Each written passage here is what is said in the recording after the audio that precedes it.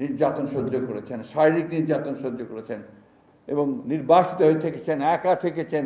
2002 সালে আমার সুযোগ হয়েছিল দেশনেত্রী বেগম খালেদা জিয়ার সঙ্গে রাষ্ট্রীয় সফরে চীনে যাওয়ার।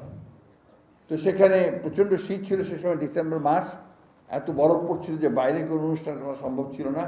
গ্রেট হলের ভেতরে ম্যাডামকে সেই আপনার গার্ড অফ অনার তাকে রিসেপশন দেওয়া হলো।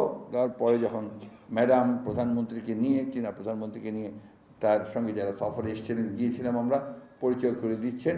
এই পরিচয় করতে করতে শরীফ সাহেব ছিলেন কি আমার মনে নেই, আমার পাশে ছিলেন আমানুল্লাহ আমান, তার পাশেই আমাদের নেতা তারেক রহমান সাহেব ছিলেন।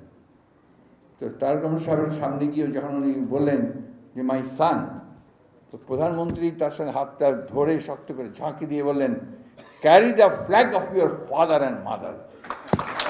এই ফ্ল্যাগটাকে তারেক সাহেব ক্যারি করছেন দেখেই আজকে কিন্তু তারেক সাহেব।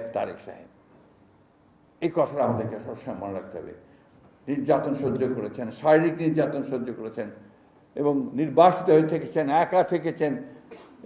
এই যে একটা চরম একটা পরিবার থেকে বিচ্ছিন্ন হওয়া, সব কিছু মিলিয়ে তারপরে কিন্তু তারেক রহমান সাহেব মাথা নত করেননি তার মায়ের মতোই। তার মা যেমন মাথা নত করেননি, তিনিও তেমনি মাথা নত করেন। সেইখানেই তারেক রহমান সাহেব নিঃসন্দেহে আমাদের হোপ, আমাদের ভবিষ্যৎ এবং আমাদের ভবিষ্যৎ কান্ডারি।